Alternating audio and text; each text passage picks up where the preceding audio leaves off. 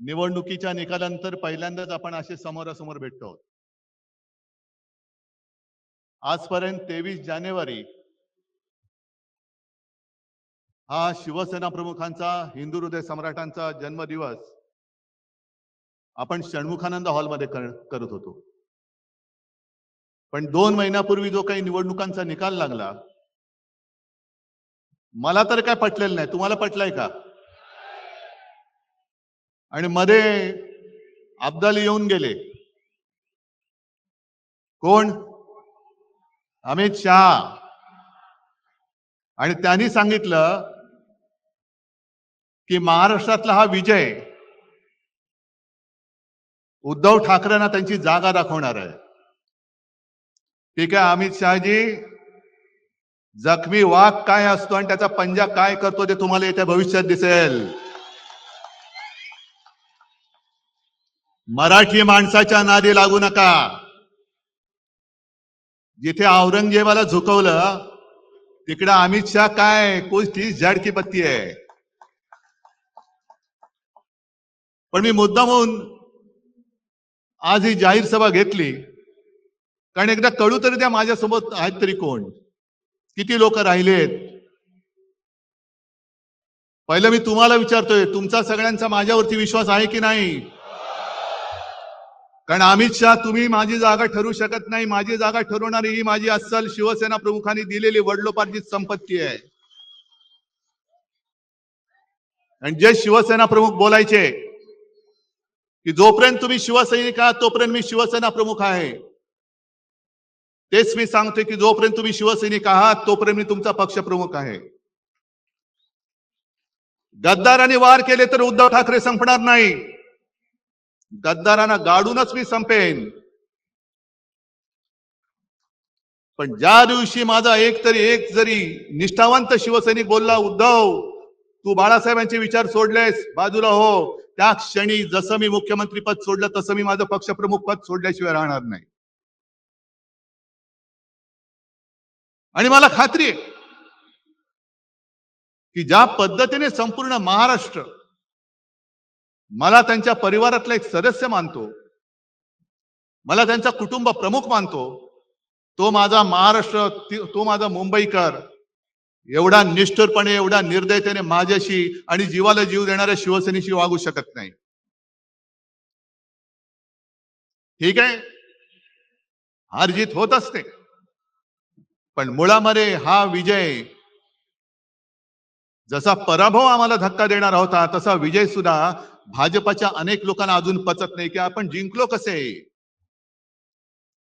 काहीतरी गडबड घोटाळा नक्की आहे, ईव्हीएमचा तर नक्कीच आहे. पण एक साधा प्रश्न आहे की ज्या अमित शहानी संपूर्ण सरकारी यंत्रणा वापरून 2.5 वर्ष आपल्या महाराष्ट्रावरती घटनाबाह्य सरकार लादलं, ते असा तसा महाराष्ट्र आपल्या हातातून सुटू देतील? आणि एक तर महाराष्ट्राने मोदींच्या अश्वमेधाचं गाढव लोकसभेत ज्या पद्धतीने अडवलं, तो फटका अजून त्यांच्या वर्मी जो घाव बसले त्यातनं अजून ते उठत नाहीये. आणि त्यांना पक्क माहिती होतं की ज्या क्षणी महाराष्ट्र आपल्या हातातनं जाईल त्या क्षणी दिल्ली कोलमडणार आहे. जर महाराष्ट्राचा निकाल सर्व जनतेच्या मनासारखा लागला असता तर आज दिल्लीतलं सरकार कोलमडलेलं तुम्हाला दिसलं असतं. ही महाराष्ट्राची ताकद आहे. आणि पहिला प्रथम जरा अमित शहाचा थोडा समाचार घेतो, कारण घ्यायलाच पाहिजे. उद्या परत येत आहेत, कुठे मालेगाव मध्ये जात आहेत का आणखीन कुठे जात आहेत, काय काय बोलून गेल्यात, काल काय बोलले त्याचा मी आज समाचार घेईन, उद्या काय बोलणार त्याचा मी परवा समाचार घेईन. पण समाचार मी घेणार, मी नाही सोडत. कारण अफजल खानाचा पोवाडा तुम्ही ऐकलात ना, मिठी मारू तर प्रेमाने मारू, पण पाठीत वार केला तर मात्र वाघ नका काढू. हा महाराष्ट्र आहे, हा महाराष्ट्र आहे आणि ही महाराजांची शिकवण आहे. अमित शहाजी, तुम्ही जे काय बोललात की शरद पवारांना त्यांनी जी काय दगाबाजी केली होती 78 साली, त्यानं 20 फूट जमिनीच्या आत गाडले. आता 78 साली माझं वय काय होतं, अमित शहाचं वय काय होतं, पण त्यांना ही कल्पना नसेल की 78 साली शरद पवारांनी जो काही पुलोदचा प्रयोग केला होता आणि ती जी काही दगाबाजी केली होती, त्या दगाबाजीमध्ये जनता पक्ष म्हणून भारतीय जनता पक्ष सुद्धा सामील होता आणि त्यांच्या हसू अडवाणी नावाचा इसम माणूस जे आपले चेंबूर मधून निवडून यायचे ते त्या पुलोदच्या दगाबाजी केलेल्या सरकारमध्ये मंत्री होते. म्हणजे दगाबाजीचं राजकारण तुम्ही सुरू केले, खतपाणी तुम्ही घालताय. अगदी सुरुवात करायची झाली तर कुठून करता येईल? मला एवढ्या मागे जायची आवश्यकता नाही. श्यामाप्रसाद मुखर्जींपासून सगळं काढता येईल. जनता पक्ष सुद्धा जो इंदिरा गांधींच्या हुकुमशाहीच्या विरोधात आणीबाणीच्या विरोधात निवडून आला होता, जनतेने निवडून दिला होता, तो जनता पक्ष सुद्धा फोडण्यामध्ये तेव्हाचा जनसंघ हा आघाडीवरती होता. ही दगाबाजीची बीज ही अमित शहाजी तुमच्यामध्ये आहेत, तुमच्यामध्ये, आमच्यामध्ये नाही. दगाबाजी महाराष्ट्र कधी करू शकत नाही. पण मधल्या काळात तो जो काही त्यांनी प्रचार केला, एक असं म्हटलं जातं, मी बीकेसीच्या सभेमध्ये म्हटलं होतं की पंकजा मुंडे त्या सगळ्या विधानसभेच्या काळात बोलल्या होत्या की भाजपचं सगळं वेगळं असतं बाबा. बाहेरच्या राज्यातून 90,000 लोक आणलेत, किंवा गुजरात मधनं आणलेत. मग काही जण असं म्हणतात की ते RSS चे कार्यकर्ते होते.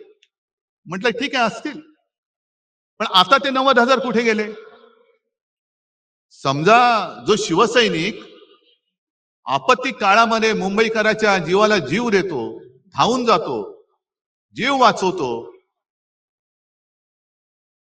ते 90,000 जे काय RSS चे असतील तर कार्यकर्ते आता धावून येतील? मग मुलाला शाळेत ऍडमिशन पाहिजे, कुठे काहीतरी दंगली झाल्यात, रुग्णाला हॉस्पिटलमध्ये ऍडमिट करायचंय, रक्त पाहिजे, RSS वाले देतील? 90,000 लोक जी काय बाहेरून सगळी उपरी आणली होती, त्याच्यापैकी एक तरी माणूस रक्तदान करेल की गोमूत्र दान करेल? हे तुम्ही विचारा. कारण ते करू शकतात. अत्यवस्थ जर का रुग्ण असेल, त्याला रक्त पाहिजे असेल, शिवसेनेकडे आला तर शिवसैनिक जर का ग्रुप मॅच होत असेल तर तो त्याची जात पात पंथ न बघता रक्तदान करून टाकेल आणि त्याचा जीव वाचवेल. पण जर ते 90,000 कार्यकर्ते संघाचे असतील आणि त्यांना सांगितलं की अत्यवस्थ आहे, रक्त पाहिजे, रक्त नाही, आम्ही गोमूत्र देतो. कारण आता 1-2 दिवसापूर्वी बातमी मी वाचली, तुम्ही पण वाचली असाल. मद्रासमध्ये IITचे जे संचालक आहे व्ही कामकोटी, त्यांनी स्वतः म्हटले, IITचे संचालक, आणि त्यांनी म्हटलंय की ते तापाने फणफणत होते तेव्हा गोमूत्र पिऊन ते बरे झाले. धन्य आहे त्यांची. अशी माणसं शिकतात कशी, नेमकं शिकतात काय? तर जे मी तुम्हाला सांगत होतो की आपण जे काय करतो, एवढा मुंबईकर कधी निष्ठुर होऊ शकत नाही. महाराष्ट्रातला अस्सल मराठमोळा मावळा जो आहे तो कधी शिवसेनेशी गद्दारी करू शकत नाही. आज मला कल्पना आहे की जसे आज तुम्ही सगळे निष्ठावंत जमलायत, एक वेगळी अडचणीची जागा आहे, कारण दरवेळेला आपण शहरामध्ये घेतो, आज ठरवलं आपण उपनगरात घेऊ. येण्या जेवण्याची गैरसोय, त्याच्याबद्दल दिलगिरी व्यक्त करतो. कारण मी येताना सुद्धा खूप लोक चालत येत होते. किती वाजल्यापासून तुम्ही बसलायत? पण ही सगळी अडचणीची जागा असून सुद्धा सगळे निष्ठावंत इकडे आलेत. तुम्हाला खरंच मनापासून धन्यवाद देतोय. कारण मी लढतोच आहे तुमच्या ताकदीसाठी, तुमच्या ताकदीमुळे, तुमच्या ताकदीच्या भरोश्यावर मी लढतोय. वांद्र्याला तिकडे गद्दारांचा मेळावा सुरू आहे. आपली ही सभा झाल्यानंतर ते राजकारणातले बाडगे आणि गद्दार चिरकणार तर आहेत, कारण त्यांचं कामच ते. एक तर काही स्वतःचे विचार नाही, आदर्श नाही. फक्त मला त्या गद्दाराने एक सांगायचे की अरे तुम्हाला कळते का तुम्ही काय करताय? तुमच्या हातात चाकू देऊन या महाराष्ट्राच्या मातेचा तुमच्याकडनं वध करतायत, महाराष्ट्राच्या अस्मितेचा वध करतायत. कळते तुम्हाला? पैसे घेऊन जाताय, जा. आज कदाचित तुम्ही जिंकला असं तुम्हाला वाटत असेल, पण दोघांमधला फरक, आज आम्ही हरलो, तरी सुद्धा जनता ज्या पद्धतीने माझं स्वागत करते कुठेही गेलं तरी आणि सांगते हळहळतात की उद्धवजी असं नाही व्हायला पाहिजे, आम्ही शिवसेनेला मत दिलेलं आहे. गद्दार जिंकले असतील कारण त्याने जिंकवणारे अमित शहा तिकडे बसलेत, संपूर्ण बेकायदेशीररीतीने सरकारी यंत्रणा वापरल्या, निवडणूक आयोग वापरला.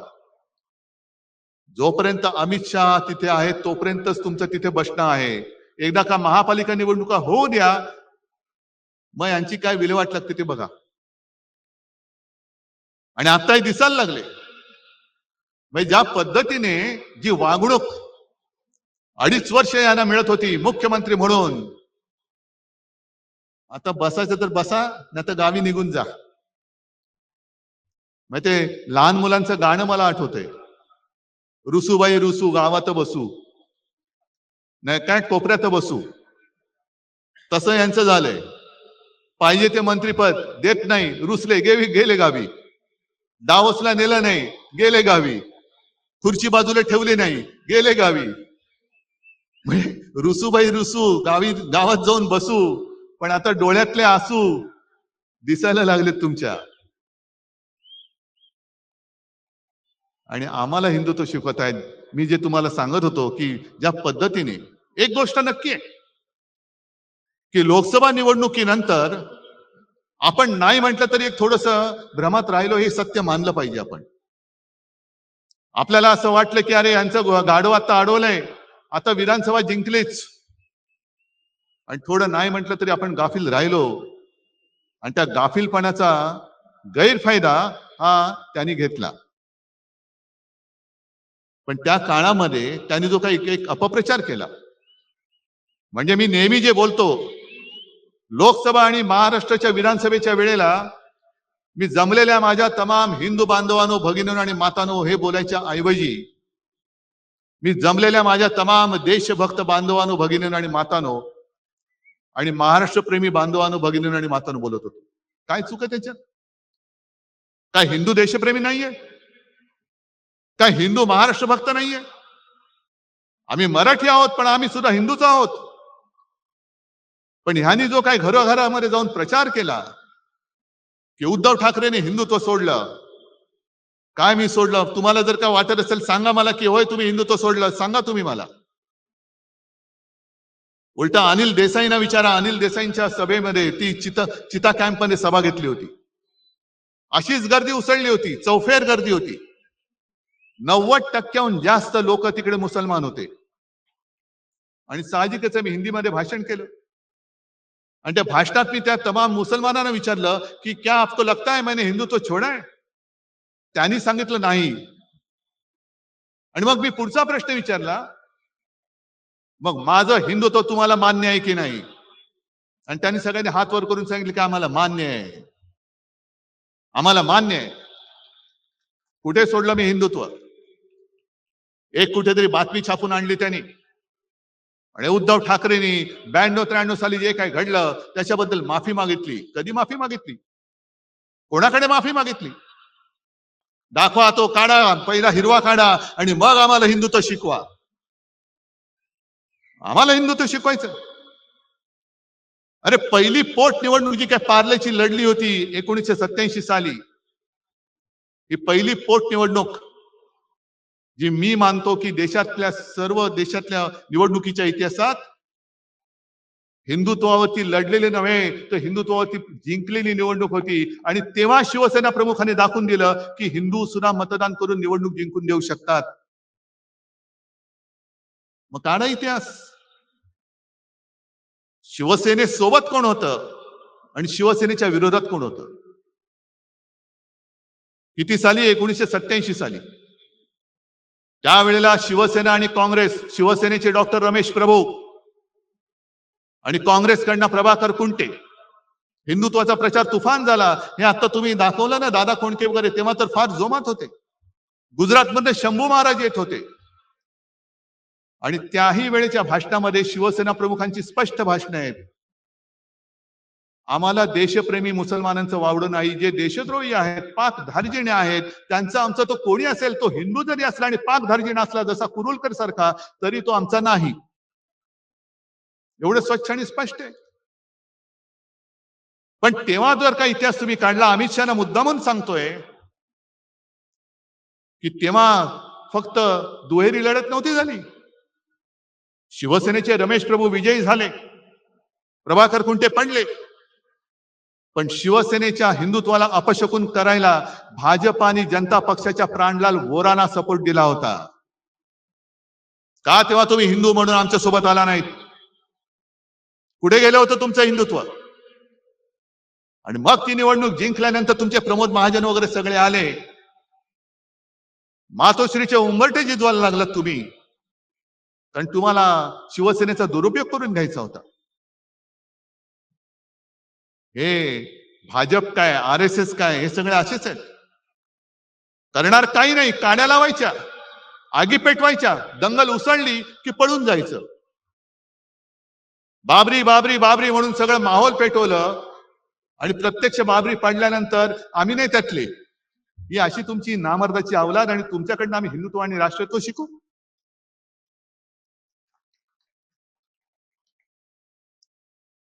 आणि तीच ती निवडणूक होती हिंदुत्वाच्या मुद्द्यावरती शिवसेना प्रमुखांचा आणि नंतर सुभाष देसाईंचा पण त्या निवडणुकीत शिवसेना प्रमुखांचा मतदानाचा अधिकार काढून घेण्यात आला. तीच ती निवडणूक होती ज्याच्यामुळे शिवसेना प्रमुखांना आयुष्यात कधी निवडणूक लढणारच नव्हते, पण त्यांना निवडणूक लढवण्यापासून 6 वर्ष लांब ठेवण्यात आलं. आणि तो निर्णय अंमलात आणला तेव्हा काँग्रेसचं सरकार नव्हतं, अटल बिहारी वाजपेयींचं सरकार होतं. आणि आज तुम्ही आम्हाला बाळासाहेबांचं प्रेम शिकवताय. हे खरं आहे की 2000 साली छगन भुजबळ इथले गृहमंत्री असताना त्यांनी शिवसेना प्रमुखांच्या अटकेचा प्रयत्न केला होता. नंतर सगळं मिटलं, ते स्वतः घरी आले, सगळं झालं. पण ते जेव्हा अटक करायला निघाले होते तेव्हा अडवाणी, जर मी विसरलो नसेल तर देशाचे उपपंतप्रधान होते, गृहमंत्री होते, आणि शिवसेना प्रमुखांना जर अटक केली तर राज्यामध्ये आगडोंब उसळेल, तो उसळू नये म्हणून त्यांनी सीमा सुरक्षा दल किंवा केंद्रीय राखीव दल जे आहे ते शिवसेना प्रमुखांनी त्यांना अटक झाली तर दंगल उसळली तर बंदोबस्त करायला भाजप सरकारने महाराष्ट्रात पाठवलं होतं. हे तुमचं बाळासाहेबांचं प्रेम? टाळायची झाली तर तुमची साल्टी खूप टाळता येतील. एवढी साल्टी निघतील की तुम्ही गावात फिरायच्या लायकीचे राहणार नाही. त्याच्यामुळे तुम्ही आमच्या अंगावर येण्याचा प्रयत्न करू नका. आज 23 जानेवारी आहे, काल 22 जानेवारी होता. बरोबर 1 वर्षापूर्वी अयोध्येच्या मंदिराचं लोकार्पण करण्यात आलं. अरविंद, मला वाटतं तुम्ही काल परवा जाऊन आलात, अजूनही त्या मंदिराचं बांधकामच पूर्ण झालेलं नाहीये. आणि काय उन्माद चढलाय, जय श्रीराम जय श्रीराम जय श्रीराम. अहो, तेव्हा जर का शिवसैनिक उतरले नसते तर तुम्ही नसतातच, ते सोडा. पण जय श्रीराम जसं आम्ही बोलतो, आम्ही हिंदूच आहोत, पण आम्ही जसं जय श्रीराम बोलतो तसं तुम्हाला सुद्धा जय शिवराय बोलावंच लागेल. महाराष्ट्रामध्ये तुम्हाला जय शिवाजी जय भवानी बोलावंच लागेल. तुम्ही म्हणाल हे काय जय श्रीराम पुरे? नाही. जसं जय हिंद नंतर जय महाराष्ट्र बोलतो तसं जय श्रीराम नंतर जय शिवराय बोललाच पाहिजे. कारण प्रभू श्रीराम कधी होऊन गेले, त्यांच्या जन्मभूमीवरनं वाद झाला, पुन्हा मंदिर बांधलं, त्यांनी राक्षस मारले होते, रामराज्य आणलं होतं. पण आमचं दैवत छत्रपती शिवाजी महाराज जर का जन्माला आले नसते तर मोदी काय, अमित शहा काय, कोणीच जय श्रीराम बोलू शकलं नसतं. म्हणून पहिलं त्यांचा जय जयकार करा आणि मग जय श्रीराम बोला. महाराष्ट्रामध्ये तरी मी जय शिवराय आणि जय श्रीरामच बोलणार, कारण आम्ही भाजप सारखे कृतज्ञ नाही होत. जन्मदात्या बापाला आम्ही विसरू शकत नाही. शिवाजी महाराजांनी मग अशाच्या फिल्म मध्ये सुद्धा बघितलं ना, हिंदवी स्वराज्य स्थापन नसतं केलं आणि औरंगजेबाला मोकाट सोडला असता. अगदी शिवरायांच्या नंतर सुद्धा संभाजी राजांच्या त्या निर्घुण, ज्याचं वर्णन सुद्धा करायला जीवावर येतं, हत्येनंतर 26 वर्ष ताराराणींनी म्हणजे महाराष्ट्राने औरंगजेबाला झुंजवत ठेवला नसता तर गुजरात पहिलं पटकन औरंगजेबाच्या चरणी लीन होऊन गेलं असतं. सगळं संपूर्ण हिंदुस्थान हिरवा झाला असता. त्याच्यामुळे जय शिवराय हे बोललंच पाहिजे. जर कोणी तुम्हाला जय श्रीराम बोललं त्याला सांगायचं जय श्रीराम, जय शिवराय, जय शिवाजी, जय भवानी. कारण हा महाराष्ट्र आहे. दरवेळेला आम्ही इतिहासाचे दाखले देतो. अगदी हिमालयाच्या मदतीला सह्याद्री धावतो म्हणजे कोण धावतं? हिमालयाच्या मदतीला सह्याद्री धावतो म्हणजे कोण धावतं? सह्याद्री म्हणजे तुम्ही आहात. ज्या सह्याद्रीने छत्रपती शिवरायांना, जसं बाबासाहेब पुरंदरेंच्या त्या सगळ्या शिवराज्याभिषेक किंवा शिवछत्रपती त्या आहे ना महानाट्यामध्ये, तो सह्याद्री त्यांना सांगतोय की माझ्या कानाड दडा, माझ्या छातीवरती खेळा. म्हणजे त्यांनी संपूर्ण सह्याद्रीचा वापर हा लढाईसाठी करून दिला. सह्याद्री होता, कडेकपारे होत्या, आणि त्या कडेकपाऱ्या होत्या म्हणून अफजल खानाचा पुतळा निघाला. कारण हे सगळं वीरश्री जी आहे ती महाराष्ट्राच्या मातीच्या कणाकणामध्ये. नुसती एक निवडणूक तुम्ही जिंकला असेल तुम्हाला वाटत असेल म्हणून महाराष्ट्र नाही संपत. ते बघितलं ना इतिहास, सगळे गड किल्ले मिर्झा राजे जयसिंग हिंदूच. हेच आपलं दुर्दैव. आपल्याला हे उपरे नाही हरवू शकत, पण आपल्यातले गद्दारच जे आज आपल्यावरती त्यांनी पैसे देऊन वगैरे लालूच दाखवून फोडलेत, तेच आपल्यावरती सोडलेत आणि तेच आपल्या अंगावरती वार करतायत. मिर्झा राजा जयसिंग सुद्धा हिंदूच होता, पण मी म्हणेन गद्दार होता. आणि त्या गद्दारीला शेवटी काय करणार, एवढं प्रचंड सैन्य घेऊन आला.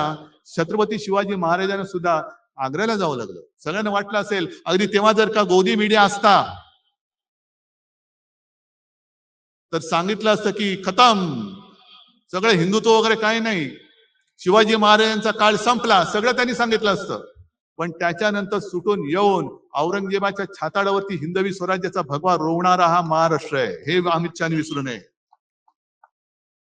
आणि जर त्यांच्यामध्ये थोडी तरी लाज लज्जा शरम असेल तर ईव्हीएम बाजूला करा आणि बॅलेट पेपरवरती एक तरी निवडणूक घेऊन दाखवा, एक तरी, आणि जिंकून दाखवा. पण शेवटी हिमालयाच्या मदतीला सह्याद्री धावतो म्हणजे हाच आमचा महाराष्ट्र धर्म आहे. हाच महाराष्ट्र धर्म आहे.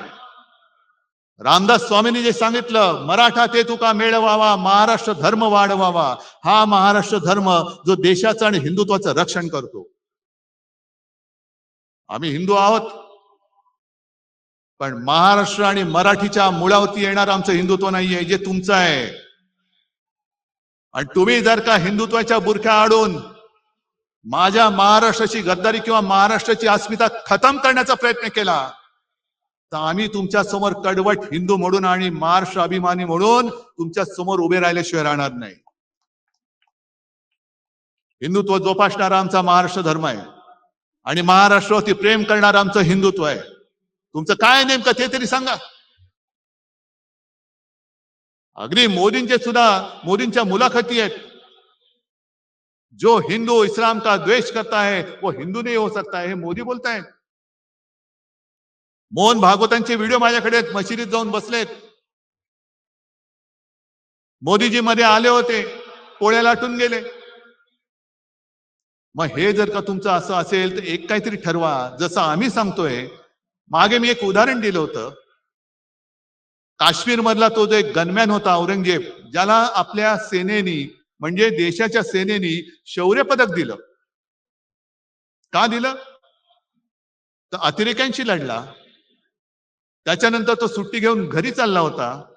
घरी जाताना त्याचं अपहरण केलं गेलं आणि त्याला मारला, अतिरेक्यांनी मारला. आणि मी तेव्हा असं म्हटलं होतं की तो नावाने औरंगजेब होता, तो औरंगजेब वेगळा आणि हा औरंगजेब वेगळा. देशासाठी जो शहीद झाला तो औरंगजेब असला तरी आमचा भाऊ आहे, हे मी बोललो तर काय चुकलं होतं माझं? आणि त्याचे दोन्ही भाऊ सुद्धा सैन्यामध्ये सामील झालेत.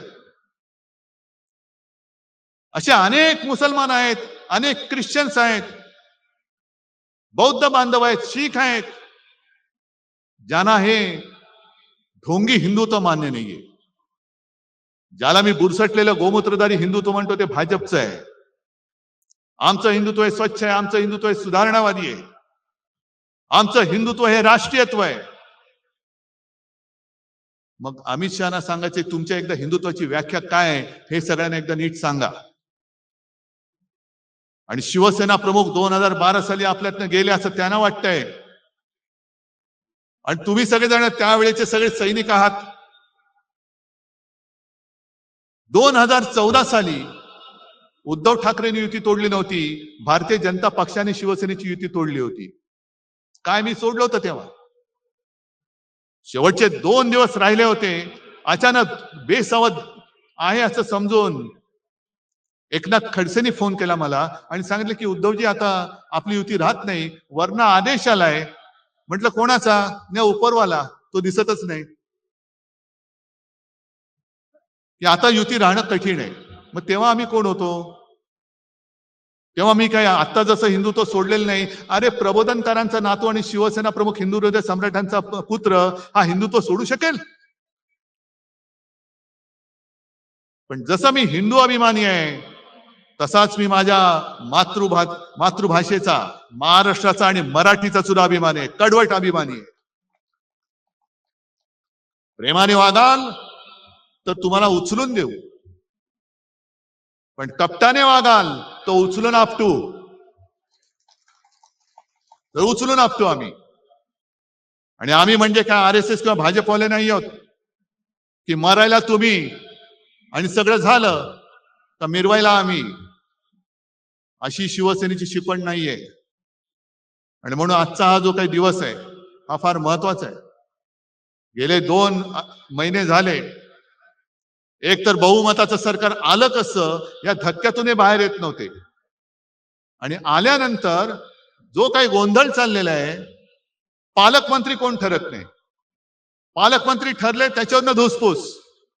मग मला पालकमंत्री व्हायचंय. रस्त्यावरती काय उतरतायत, टायर काय जाळतायत आणि हे म्हणे बाळासाहेबांचे सैनिक. सगळं जे काय होतं नव्हतं ते उघडं पडलेलं आहे आता. लाज लज्जा शरम असेल तर जनतेने गेट आउट सांगण्याच्या आधी तुम्ही स्वतःहून निघून गेलं तर बरं आहे. कारण एखादा मंत्री म्हणजे काय, त्याची कुवत, सगळे भ्रष्टाचाराचे आरोप झालेले सुद्धा आता मंत्री म्हणून बसतायत. आणि त्याच्यावरती तुम्ही इमले बांधताय. अमित शहाजी 20 फूट नीचे गाडा है. अरे ठीक आहे, जेवढं खोल जाऊ ना तेवढी मुळं आमची खोल जातील आणि मग वर काय उगवेल तेव्हा बघा. वर काय उगवते ते बघा. एक तर उद्धव ठाकरेची जागा तुम्ही ठरवताना तुमची जागा काय होती आणि त्या जागेतून शिवसेना प्रमुखांनी तुम्हाला बाहेर कसं काढलं हे पहिलं आठवा. आज तुम्हाला मी खरंच सगळ्यांना मनापासून धन्यवाद देतोय. कारण आज माझ्याकडे तर काहीच नाहीये. कोणासाठी लढू, कशासाठी लढू? दुसरा कोणतरी असता तर हिम्मत हारून खाली बसला असता. मी हारणारा नाहीये. मी मैदानात पाठ दाखवणारा नाहीये. मी मैदान सोडेन तर जिंकून सोडेन. हारून आणि गद्दाराच्या हातून तर मी अजिबात हार मानणार नाही. मी पुन्हा जिद्दीने उभा आहे आणि लढतोय ते केवळ तुमच्यासाठी आणि तुमच्या ताकदीवरती, तुमच्या भरोशावरती लढतोय. जे जात आहेत रोज उद्धव ठाकरेंना धक्का. अरे एवढे सगळे तुम्ही भाडोत्री घेतलात तरी सुद्धा तुमचं अजूनही काही भूक भागत नाही. पैसे देऊन विकत घेताय. वामनराव महाडिकांच्या भाषेत बोलायचं तर विकली जाते ती विष्ठा असते आणि शिल्लक राहते ती निष्ठा असते. सगळी निष्ठा माझ्यासोबत आहे. करा त्यांचं तुम्ही सोनखत जरूर करा. आणि आता येत्या काही काळामध्ये महापालिका निवडणुका येणार आहेत. मी सगळ्यांशी बोलतोय. सगळे मुंबईतले सगळे बोलून झाले, संभाजीनगर, नाशिक सगळे झाले. सगळ्यांचं मत आहे की एकटा लढा.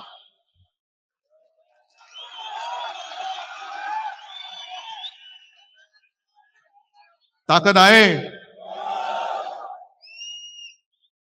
अमित शहाना जागा दाखवणार आहात. ठीक आहे, अजून निवडणूक जाहीर झालेली नाही, पण मला तुमची जिद्द बघू द्या, तुमची तयारी बघू द्या. ज्या भ्रमात आपण राहिलो तो पहिला त्या भ्रमातनं बाहेर या. आणि ज्या क्षणी माझी खात्री पटेल आपली तयारी झाले, मी कार्यकर्त्यांच्या मनाप्रमाणे निर्णय घेतल्याशिवाय राहणार नाही. पण या वेळेला मला सूड उगवून पाहिजे. सूड सूड आणि सूड, होय सूड. जो महाराष्ट्राच्या पाठीत वार करतो, जो मराठी आईच्या कुशीवरती वार करतो, तो गद्दार आणि त्या गद्दाराचा वरद हस्त मला महाराष्ट्रामध्ये दिसता कामा नये. आणि जर तुम्ही सगळे शपथ घेऊन सांगत असाल तर जेव्हा वेळ येईल तेव्हा मी एकटा लढण्याचा निर्णय नक्की घेतल्याशिवाय राहणार नाही. आज परत एकदा सगळ्यांना धन्यवाद देतो आणि अमित शहाना सांगतो की जास्त आमच्या नादी